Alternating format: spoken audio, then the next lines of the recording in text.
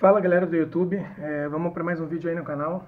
A ideia hoje é trazer uma avaliação do T16000, né, que é um manche muito comum aí. Muita gente que está começando aí na aviação virtual compra esse manche por vários motivos que a gente vai abordar aí. A ideia é falar um pouquinho sobre ele. Eu vou também fazer um vídeo separado do acelerador, né, do TWCS, que eu também tenho. E vamos lá, né, vamos falar aqui um pouquinho do manche. Em primeiro lugar, né, o que eu gosto nesse manche, né? Porque eu tenho até um manche melhor do que esse, mas eu estou usando esse. Principalmente por causa da ergonomia, né? Assim, para minha mão eu uso luva G, né? Eu acho que é um manche que cabe certinho, né, na minha mão. Eu acho que assim, a ergonomia dele é muito boa, tá? Eu não acho pequeno, eu acho no tamanho certinho. O apoio de mão dele aqui é muito bom também. Então, assim, principalmente para quem usa em cima da mesa, né, que geralmente vai estar com o braço assim apoiado, caído, né, ajuda a manter uma firmeza legal. O ruim é que esse pezinho que tu bota aqui pro lado, às vezes dá um inputzinho, né, no eixo, porque os sensores são bem sensíveis. Mas em termos de ergonomia é muito bom. E aí tem um detalhe que, tipo assim, ele é feito para você usar com duas mãos, né? Você dá com uma mão aqui no stick e você tem outra mão para operar os botões, né? Mostrando um pouquinho aqui dos botões, né? Nós temos 6 botões de cada lado aqui, mais um slider aqui no meio, né? Qual é a grande falha desse joystick? Ele só tem o trigger, né, que eu acho que é o único botão que não é de membrana nele, que é um switch, que é um bom botão, esse trigger é legal, eu gosto dele. Só que em cima ele só tem 1, 2, 3 botões, mais um way-to-way, né, um point of view aqui de 8 direcional, né, que na prática é muito ruim de você dar um diagonal sem dar um para cima e para baixo. Então assim, eu nunca uso ele com 8 direções, para mim ele é bem ruim para isso. É legal usar só para cima e para baixo, para um lado e para o outro. Mas aí ele tem 2 botões, um botão aqui. Então na prática o que você acaba usando, né? Trigger, metralhadora, rocket, aqui seleção de arma, ou então mudança de modo, né? Tipo um modo dogfight. E aqui o bomb release, né? O store release, geralmente vai ser o que a gente vai estar usando aqui. Eu não uso o head para visualização, né, da visão, eu uso o open track, né, com head tracking. Então eu uso isso aqui geralmente para algum head switch, geralmente trim, né? No caso, como a gente só tem um, que eu acho que o maior defeito desse joystick é só ter um head, então geralmente eu uso para trim up, trim down, um lado para o outro, para manter o avião ou o helicóptero trimado, né? Ponto negativo, né? Fala alguns pontos negativos aqui dele logo de cara, que são poucos. Você tem uma mola, essa mola, olha a força que essa mola tem. A mola desse joystick é muito dura. Então, quando você vai tentar fazer controle fino, aqui, ó, aqui você vê claramente que eu não faço força nenhuma, aí eu bato na mola, aqui, ó, aqui tá a mola. Aí eu tenho que começar a vencer a mola, e é uma diferença de pressão muito grande. Você poderia botar um dead zone para, tipo assim, essa área central aqui antes da mola não contar como nada, talvez resolvesse o problema. Eu não tentei ainda, mas talvez resolvesse o problema, talvez melhorasse um bocado. Então, assim, esse pedacinho de ação aqui bem no centro, até você começar a vencer a mola, é bem complicado de você ser preciso, né? E é uma mola muito forte. Então vamos dizer que você esteja voando de helicóptero, que você quer manter o cíclico para frente e o seu helicóptero não tem um trem de cíclico. Cara, a força que eu estou fazendo aqui é considerável. Tipo, você passa 20 minutos com a mão assim e você está com o pulso doendo, porque a mola é muito, muito pesada, né? Eu vou até fazer um comparativo com outro manche que eu tenho aqui, vocês vão ver a diferença. Agora, em termos de quantidade de botões, se você vai usar só ele, né? Se você vai usar só ele e você consegue ter uma segunda mão para você estar com ela aqui, beleza, não tem problema nenhum em termos de botão. Porque aqui você tem 6 botões de um lado, que você vai poder estar com sua mão sempre nos botões. Um slider, que geralmente se você não tem um acelerador, você vai usar para acelerador. Se você tem um acelerador, que é o meu caso, eu geralmente uso para flap, né? E aqui do outro lado mais 6 botões. Só que para usar esses botões você tem que tirar a mão do manche. Então, assim, é um ponto negativo ter mais botões, bastante botão desse lado de cá. Se os botões estivessem aqui no meio, seria mais interessante. Por exemplo, esses botões poderiam continuar e esses botões podiam estar aqui do lado do slider. Beleza?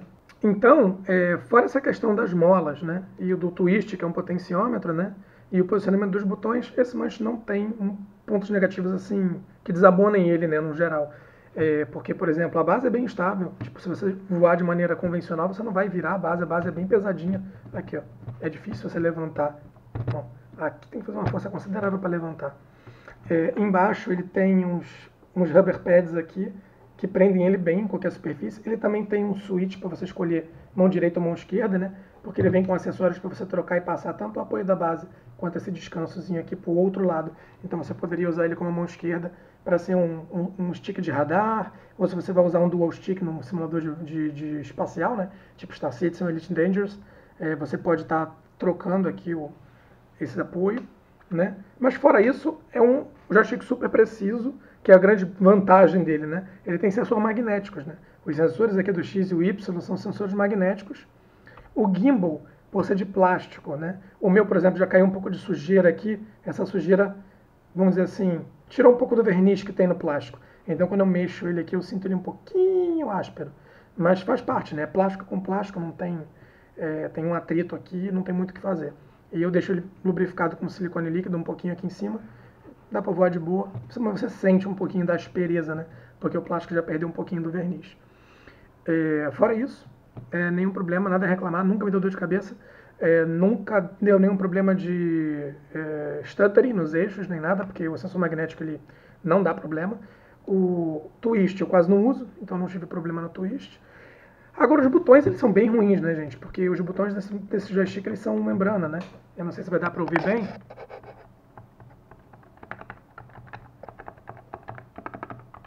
Eles não são só membrana, como eles às vezes dão uma agarrada no plástico, dependendo de como você aperta. Tipo aqui, se você apertar bem no fundo aqui, ele nem desce, e às vezes ele desce e agarra, né? Então assim, todos eles são membrana. Aqui eu também acho que é membrana, infelizmente. Só é bom para um lado e para outro, para cima e para baixo. Se você vai querer usar tipo na diagonal, ele não é muito legal. E eu acho que o trigger é o único... Eu acho que é o único switch que tem nesse joystick. É o trigger. E o eixo aqui, ele não tem muito o que falar dele, ele funciona bem.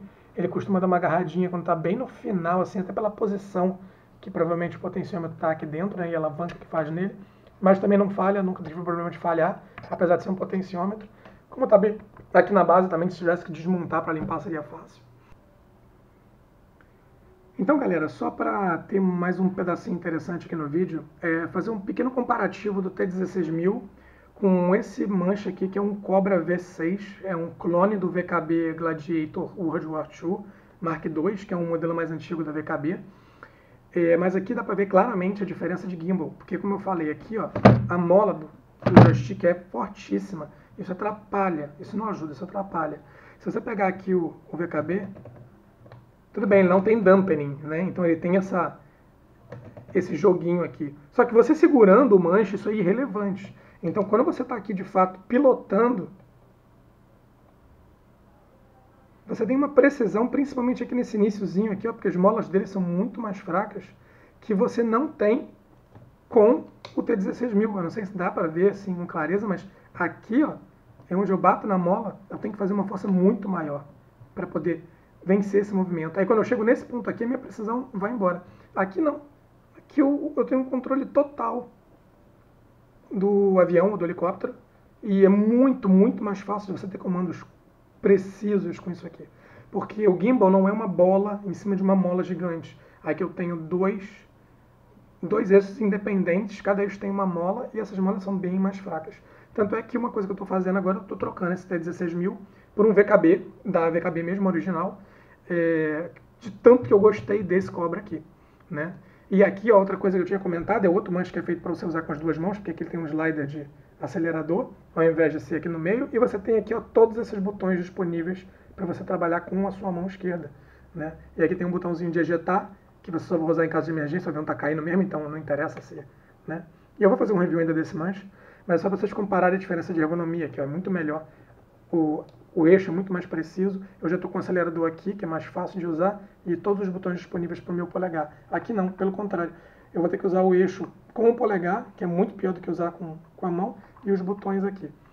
Então, assim, aqui fica um comparativozinho dos dois, e por que eu acho que esse manche aqui é superior ao T16000. Esse manche você acha para vender na AliExpress na faixa de R$700, só que você vai pagar imposto. Vai pagar praticamente o dobro do imposto.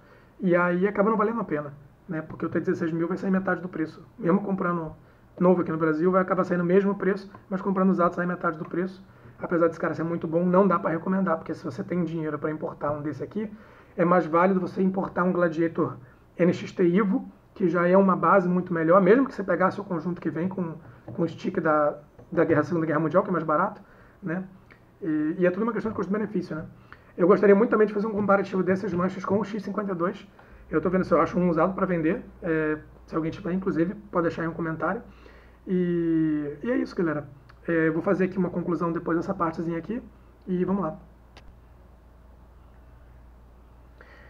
Então, galera, a avaliação do manche é essa aí.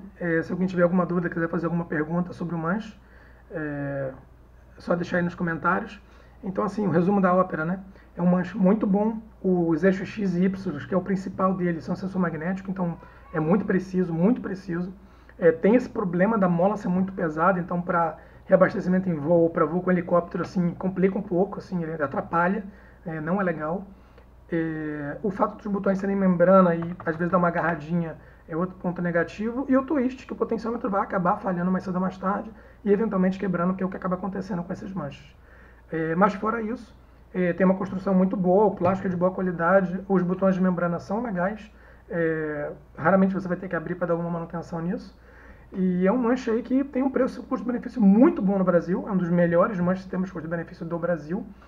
Você acha ele usado aí na faixa de 400, 500 reais, e novo, às vezes na promoção com acelerador você acha na faixa de 1.200, e tem também ele no kit com os pedais da própria Thrustmaster na faixa de 1.500, 1.800, vai depender muito aí da promoção, do local. Infelizmente hoje em dia a Kabum não está repondo o estoque, então a gente não tem muita disponibilidade dele, mas tem bastante aí usados, principalmente só o stick sozinho, você acha fácil, o acelerador nem tanto, mais difícil de achar. Mas é isso aí, galera. Eu espero que vocês tenham gostado. Se alguém tiver alguma dúvida, quiser fazer alguma pergunta, eu posso gravar alguma sequência do vídeo. Valeu, um abraço.